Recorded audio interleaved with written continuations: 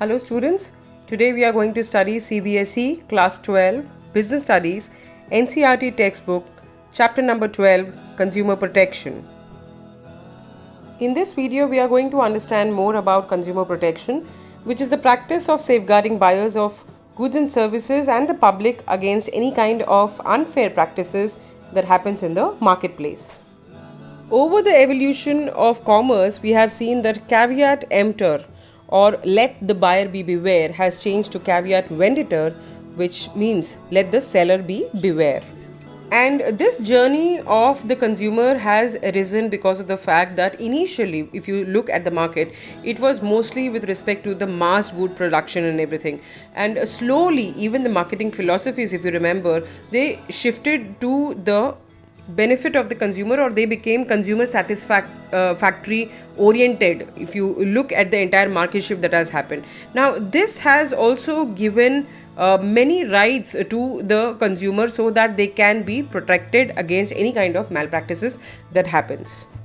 This necessity to protect the consumer came because of the growing competition. Now, with competition arising with respect to various products and services, there was also a need to increase the sales and the market share for each of these competitors. So each one wanted their particular company to become the best in the best available in the market, and that is why somewhere the manufacturers and service providers started engaging in unscrupulous, exploitative and unsafe trade practices like providing defective and unsafe products, which may lead to risks, adulteration which affected the health, false and misleading advertising wherein the consumer actually felt cheated, and there was of course hoarding wherein you pay the higher prices, and there were other unscrupulous activities including black marketing and etc. And somewhere this defined the origin of consumer protection, wherein it was felt not only with respect to the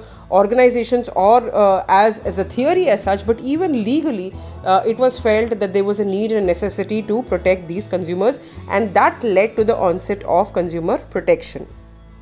If you see broadly, consumer protection is nothing but to educate the consumers about their rights and responsibilities, as well as provide them a platform wherein they can have the redressal of their grievances.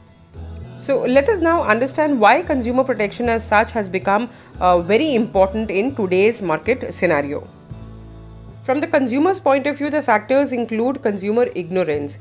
Now, it is very important to educate the consumers and make sure that they are completely aware of the entire market scenario, not only with respect to the product and services that they are going to purchase, but even otherwise they should have some kind of a holistic knowledge about what all are the activities that happen in a marketplace. Now, if you look at a country like India, where education is still considered as a privilege and it is not accessible to all, it has somewhere become, but you cannot control the consumers are there in each and every class of the society, in each and every nook and corner of the country. So obviously we cannot presume that all these people who are consumers will be aware thoroughly about what are their rights and responsibilities. So somewhere this consumer protection has become inevitable, so that it provides knowledge at the basic level to all those who are consuming absolutely any kind of goods and services. Also, consumers form a part of an unorganized sector for the simple reason that you cannot categorize consumers on the basis of a particular region or demographics or anything like that. They are of course scattered, and everybody is considered a consumer whosoever is consuming a particular product or services. So it is not possible for them to organize consumers as such a large terminology that it has the effect on. It cannot be classified into or grouped into a particular segment. So obviously there was a need for these consumers to become a part of a consumer organization. So automatically, if you are consuming a product, then you should be able to form a group of or association of people under the consumer organization who are wherein the consumers belong to a particular some kind of interrelatedness exists in that particular consumer organization. And also it was made necessary that these consumer organization also have certain power. and this power should be related to the protection and the promotion of the interest of the consumers. Then there is widespread exploitation of consumers. If you look at India as a country, considering that it is the seventh largest country in the world and the kind of population that it has, so obviously there are many consumers who are even now, in spite of so much of protection that is being provided to them, even now they are exploited against. And what is exploitation in this particular terminology? This exploitation is not being able to achieve the complete value of a particular product or services as the consumer is expected to reach out to. So this is very important. When you talk about malpractices, of course malpractices is a very general kind of a terminology, but at the ultimate level it means that what the consumer has the right to when he is purchasing a particular product or a service, if the consumer is not able to get that kind of value out of that particular product or the service, then automatically he has the right to seek redressal and he has a right to be protected against any such malpractices. Then there is the importance of consumer protection from the business point of view. First of all, long-term interest of the business, because of satisfied customers automatically leads to repeated sales, and also he provides good feedback to prospective customers, which will overall increase the customer base. If the consumer is satisfied, then the word of mouth is enough to promote the product or the service. The business uses society's resources, so somewhere they should have that kind of responsibility to provide goods and services which are in the interest of the public, because they are liable to do that. You are using certain resources from the society, then you should give back that much, or at least at par or beyond that, with respect to the quality of the services or the goods that is being provided. It is a social responsibilities. At the end of the day, consumers are one of the main stakeholders for any business organization, and it is imperative that each and every business organization takes their interests into a particular consideration and provides the best to them. Also, as responsible citizens as well as responsible business organizations, it becomes the moral duty of these organizations to take care of the customer's interest and avoid any form of exploitation. Beyond that, there is another very important aspect, that is the legal aspect, wherein the government intervention comes, and it has already established that any exploitative trade practice may lead to a legal implication which may overall affect the brand image of that particular business organization. The Consumer Protection Act was passed in 1986 to provide better and all-round protection to consumers and also safeguard them against different types of exploitation like defective goods, deficient services, or any other kind of unfair trade practices. Through this act, the consumer's interest is protected and promoted through a speedy and inexpensive redressal of their grievances. And also the scope of the act is very wide, and it is applicable to all types of undertakings. So basically, whether the business organization about which a consumer wants to complain is big, small, whether it is a company, whether it is a partnership, whether it is a sole proprietorship, irrespective of the kind of undertaking it is, the consumer, if he or she has been affected, then automatically he can be safeguarded through the Consumer Protection Act of 1986. It also confers certain rights to consumers to empower them and protect their interests. So there are certain rights which we are going to study later on, and these rights ensure that the consumer can be protected against any kind of malpractices, one, and also in case those rights have been violated, he can choose to get redressal or any kind of compensation for what he or she has gone through. Let us now look at the various rights available to the consumers. Right to safety. The consumer has a right to be protected against goods and services which are hazardous to life and health. And that is exactly why there are ISI marks on electrical items and other safety measures and a quality check which has already been done to the product before selling them. And each and every consumer has the right to be safe once he or she uses a particular product or service. Right to be informed. Here, the consumer has the right to have complete information about the product he or she intends to buy, which include ingredients, date of manufacture, price, quantity, directions or use, etc. All this information has to be given in the package and label of the product as per the legal system in India. We had studied about that when we were talking about packaging and labeling as a function of marketing. If you remember, that it is very important as per the legal requisitions requirement of India, that the consumer is informed about all the details, even the minutest of details, with respect to a product or service which is being sold to the consumers. Right to choose.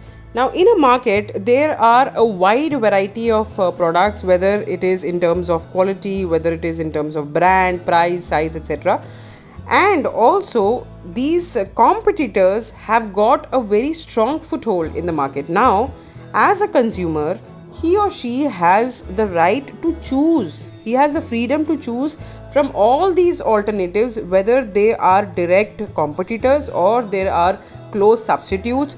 Now, what the consumer wants to buy or purchase in terms of a goods or a service should be the choice of the consumer, and definitely not pushed down by any of the marketing agencies. So, this also becomes a very important right, that is the right to choose. Right to be heard. Under this right, the consumer can file a complaint and he or she need to be heard in case of any kind of dissatisfaction with any particular goods or services that they undergo. Now, for this purpose, many firms have also set up their own consumer service or grievance cells wherein they can go and complain if they are not satisfied or they feel that they have not achieved the kind of value that they expected while purchasing a particular product or service. Also, if such grievance cells are not there readily available with that particular organization, then there are other consumer organizations which help the consumer in grievance redressal, and they give them an opportunity to put forth their complaints in a particular forum so that appropriate redressal can be given to the consumers. Right to seek redressal. Now, having complained with respect to a particular defective or dissatisfied product or service, the consumer has the right to get relief in case this product or service falls short of his expectations. Now, all these relief can be found in terms of replacement of the product itself, or removal of the defect from the product, compensation paid for any loss. So basically, the relief that the consumer gets after having complained becomes his or her right to seek redressal. Right to consumer education. Here, the consumer has the right to acquire knowledge and be well informed throughout life as far as consumer protection is concerned. He should also be aware about the rights and the reliefs that are available in case of any kind of grievance that he or she is facing as a consumer. Now, here I want to discuss the difference between right to consumer education and the right to information. According to the right to consumer education, it means that the consumer has the right to get himself educated and become aware of his rights and the available remedies in case of any kind of exploitation. Whereas in the right to information, he or she can seek information from any business organization. He or she has the right to ask them questions, seek information, take copies of any kind of official documents, inspect their work and progress. Now, all this comes under the right to information. So, consumer education basically deals with how and where and when he can get redressal and remedies in case of any grievance, whereas information is pertaining to that particular product or service. Of course, when we are talking about consumer, we are talking about any kind of grievance in terms of a particular product or a service he or she has purchased. Even though the consumers have been provided with certain rights, it is also necessary that the consumers manage certain responsibilities so that they can make a well-informed purchase and they know what they are buying in terms of any goods or services. Let us now quickly understand the various consumer responsibilities that each and every consumer should be aware of. He should be aware of the various goods, make an intelligent and wise choice. He should know what he's trying to purchase. So he should be well informed. Buy only standardized goods that give quality assurance, like there is ISO for electrical goods, FPO for food products, Hallmark for jewelry. So he should check for all these quality assurance symbols while purchasing a product. Learn about the risk associated with products and services and follow the instructions. Use products safely because it is mandatory as per the legal system that in the packaging and the labeling itself, the usage of that particular product is printed. It is also important that as a responsible consumer, he should follow all those instructions and also read and understand all these instructions carefully. Read labels carefully with respect to the price, net weight, manufacturing and expiry dates, etc. The most common grievance of a consumer is that a product has gone beyond its expiry date. Now, in this regard, it is the responsibility of the consumer that while purchasing the product itself, he or she should read the labels carefully. Assert to get a fair deal. Many a times there are so many discounts and offers which are being provided by the marketers. So it is important that the consumer should understand what he or she is purchasing, and at the same time he should assert such that he gets a fair deal with respect to the value of that particular product or service. Choose only legal goods and service providers. It is very important, especially like a country like India. There are so many people who sell goods and services without proper legal approval. Now, this is important with respect to the consumer responsibility, that he or she should be aware that wherever he or she is purchasing a particular product or going for looking for some kind of a service, now that particular provider of goods or service is authentic, and they come under the proper legal system of the country, and they have been properly formulated. Ask for a cash memo as a proof of purchase. It is the responsibility of the consumer to take a receipt or a bill or a cash memo with respect to the purchase he or she has made. File complaint in appropriate consumer forum in case of shortcoming. Take action even when the amount involved is on. Many a times it so happens that consumers let go of small grievances, thinking that it is going to be a wastage of time and effort as well as money. But a consumer should understand that an action from his or her part towards a particular grievance can actually and probably save other consumers for going through the same grievance. So it is very important, howsoever small the complaint may be, the consumer should take proper action against it, and he should file complaint accordingly. Form consumer societies which play an active part in educating consumers and safeguarding their interests. It is also important that consumers can get together and they form societies with respect to a certain segment of the market, and they can educate the consumers and also help in safeguarding their interest. Of course, as a responsibility of each and every human being or a business organization, it is important that they respect the environment, they avoid waste, littering and polluting. Under the Consumer Protection Act, a 3-tier enforcement machinery has been set up to provide redressal for the consumers.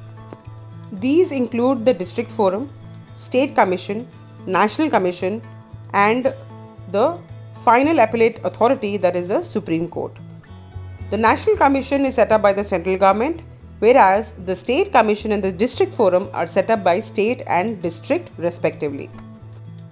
The Consumer Protection Act of 1986 has also given a proper definition to who a consumer is. A consumer is any person who buys goods for consideration which has been paid or promised or partly paid or partly promised or any scheme of deferred payment. It includes user of such goods but does not include a person who obtains goods for resale or commercial purposes. Also, a consumer is any person who hires or avails any service for consideration which has been paid or promised or partly paid or partly promised or any system of deferred payment. It includes any beneficiary of services when such services are availed with approval of the person concerned, but does not include a person who avails it for any commercial purpose. So, in simple terms, a consumer is a person who has purchased a particular good or service for his or her own consumption, and this could be in the form of cash or credit or any kind of part payment or any kind of promise to make any future payment, but it does not include any person who has purchased a particular product or a service for commercial purpose or for resale purpose. Now, under the Consumer Protection Act, let us look at who can file a complaint.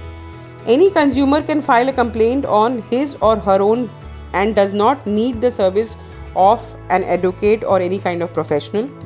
Any registered consumers association, the central government or any state government, one or more consumers on behalf of numerous consumers having the same interest, a legal heir or representative of a deceased consumer, a complaint under the Section 2B of the Consumer Protection Act of 1986. Let us now learn more about the three-tier enforcement machinery that exists in India as per the Consumer Protection Act of 1986. The first level is of the district forum. There are 644 district commissions in India. In each forum, there is one president plus two members, out of which one member has to be a woman and needs to be appointed by the state government. A complaint with the district forum can be made when the value of goods and services along with the compensation does not exceed rupees 20 lakhs. Once a complaint is received by the district forum, it is referred to the party against whom the complaint is raised. The goods and sample are then sent for testing in a laboratory. The forum takes appropriate action. If the aggrieved is not satisfied, the aggrieved in this case is the consumer, is not satisfied, then he or she can appeal before the state commission within 30 days of passing the order. The second tier is the state commission. There are 365 state commissions in India. In each commission, there is one president and at least two members, out of which one member has to be a woman and appointed by the state government. A complaint can be made with the state commission when the value of goods and services along with the compensation is between rupees 20 lakhs to rupees 1 crore. The process of redressal is similar to that as in the district forum, and in this case, if the consumer is not satisfied with the order of the state government, then he or she can appeal before the National Commission within 30 days of passing the order. The third tier is the National Commission, which has territorial jurisdiction over the whole country. The National Commission has one president and at least four members, out of which one member has to be a woman and appointed by the central government. A complaint to the National Commission can be made when the value of goods and services along with the compensation is more than rupees 1 crore. Once a complaint is received by the National Commission, they refer it to the party against whom the complaint has been raised. The goods or the sample is sent for testing in a laboratory and the commission passes an order based on the results from the laboratory. Now, if a complaint comes directly to the National Commission and an order is passed, that is in matter of its original jurisdiction, then that becomes appealable before the Supreme Court, which includes only those complaints where the value is more than rupees 1 crore and the aggrieved party or the consumer is not satisfied. Then only then they can go to the Supreme Court. That means those who have directly complained to the National Commission. But if there is any particular complaint that has gone from the district forum to the state commission and then come to the National Commission, then whatever the decision has been made by the National Commission, whatever the order has been passed, has to be accepted by the consumer or the aggrieved, and it cannot be challenged more than that. That means in that particular case, the complaint cannot go to the Supreme Court. Let us now look at the various relief available, and in any particular case, the consumer court can issue one or more of the following directions: to remove defects in goods or deficiency in service, replace defective product with a new one which does not have any defect, refund the price of the product or charge of the service, reasonable compensation for loss or injury suffered due to the negligence of the opposite party, pay punitive damages in appropriate circumstances, discontinue unfair or restrictive trade practice and not repeat the same, not to offer hazardous goods for sale, withdraw the hazardous good from the sale, to cease manufacture of hazardous goods and stop offering any kind of hazardous services. Also, to pay amount not less than 5% of value of the defective goods or the deficient services, which is credited to the Consumer Welfare Fund or any other organization or person, and to be utilized in a prescribed manner as given by the Consumer Code. Issue corrective advertisement and neutralize the effect of any kind of misleading ad which is already made available to the consumers, and also pay adequate cost to appropriate party. Through this video and from your academic point of view, you should be able to understand who is a consumer, what are the various rights and responsibilities of a consumer, what are the redressal agencies that is being provided, who can file a complaint, and also what happens in the various forums, that is the district forum and the state commission and the national commission, and how exactly compensation is made, and also the relief that is available in case of grievance that is being redressed by the redressal agencies. Thank you.